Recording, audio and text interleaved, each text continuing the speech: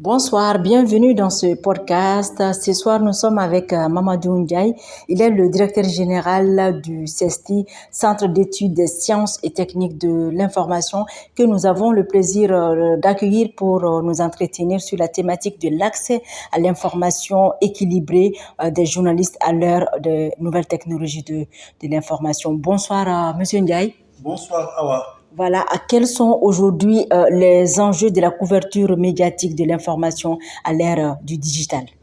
Alors, nous savons depuis très longtemps, en 1948, avec Shannon, que l'information était une donnée quantifiable, mesurable, mais aujourd'hui, on se rend compte que l'information est une donnée manipulable. Manipulable dans la mesure où elle est souvent l'objet de falsification, de transformation de la part de gens qui poursuivent des objectifs parfois inavoués. Et quand on arrive aujourd'hui à parler de désinformation, malinformation, tous ces éléments-là relatifs aussi à la mésinformation, on se rend compte que il est très difficile aujourd'hui pour le journaliste ou pour celui qui travaille dans le secteur de l'information de pouvoir produire un travail de qualité, une information fiable, parce qu'il y a des pièges partout. Il y a des gens qui poursuivent des intérêts, qui veulent que l'information serve leur cause, alors que la finalité d'une information n'est pas de servir une cause, mais de dire la vérité. Et aujourd'hui, on se rend compte qu'avec Internet et le développement des réseaux sociaux, il y a d'autres acteurs qui interviennent dans la chaîne et qui ne respectent pas les principes éthiques et les règles déontologiques et qui se permettent de balancer des infos sans vérification, sans faire le travail de triangulation, comme on dit, sans faire le travail de recoupement. Et aujourd'hui, ça nous ramène à une situation de confusion totale. Est-ce qu'aujourd'hui, le fait que le journalisme, en plus en fait des journalistes, on a d'autres acteurs citoyens qui diffusent de l'information, tout en sachant que le journalisme est régi en fait voilà, par des principes, règles et déontologie. Est-ce que aussi le fait que tout le monde soit presque voilà producteur d'informations ne pose pas aussi un problème? Ah oui, c'est le problème majeur.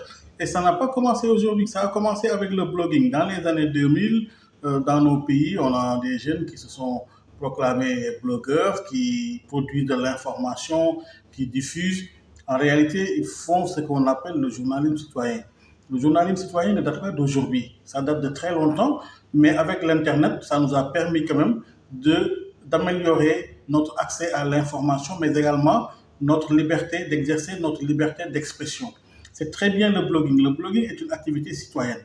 Mais il faut quand même reconnaître que aujourd'hui, avec le développement des réseaux sociaux, on peut dire que tout le monde est journaliste. Et aussi même, les plateformes qui sont censées réunir des communautés comme Facebook sont aussi appelées médias aujourd'hui. Elles-mêmes, refusent le nom de médias, mais tout ce qu'elles font est une entreprise médiatique.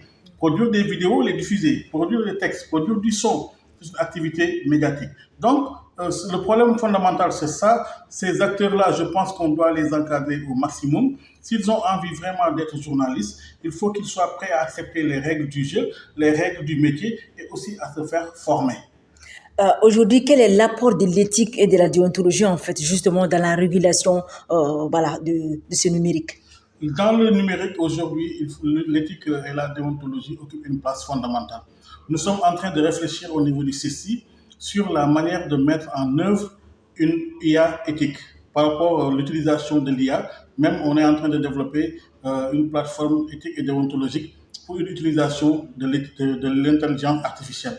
Aujourd'hui, si l'activité sur le web n'est pas corroborée par un respect des principes éthiques, l'humanité court en danger. Parce qu'aujourd'hui, avec l'intelligence artificielle, si on veut détruire une vie, on peut le faire rapidement. Si on veut faire une publication qui montre des choses qui peuvent se faire bagarrer un peuple dans l'heure qui suit, c'est possible. Donc, sans éthique, je pense que l'humanité court un risque important et l'accompagnement du numérique, c'est important. L'intelligence artificielle, c'est important, mais il faut qu'on le fasse dans une dynamique de quiétude et aussi qui respecte les règles de la vie en société. Dans ce cas, quelle est la responsabilité justement du journaliste ou des écoles de formation de ces journalistes? Voilà, nous devons continuer à affirmer la prééminence de la formation, mais aussi pour ceux qui pratiquent le besoin de se remettre en question. Ce n'est pas parce que j'ai été formé il y a 10 ans qu'aujourd'hui, ce qui se passe dans le journalisme, je maîtrise tout. On ne peut plus faire du journalisme en 2025 comme on le ferait en 2000 par exemple. Les choses ont changé, les supports ont changé, les besoins et les modes de consommation ont changé. Et donc, les journalistes doivent se remettre en question, mieux se former, mais les écoles aussi doivent proposer des curricula qui intègrent toutes ces nouveautés-là, intelligence artificielle, data journalisme, maîtrise du multimédia et du web journalisme de manière générale. Voilà, c'est sur ces mots, voilà que prend fin cette émission, ce podcast où nous avions comme invité Monsieur Mamadou Ndiaye, voilà, directeur général du CESTI, le Centre d'études des sciences et techniques de l'information du Sénégal. Merci. Je vous remercie, Awa.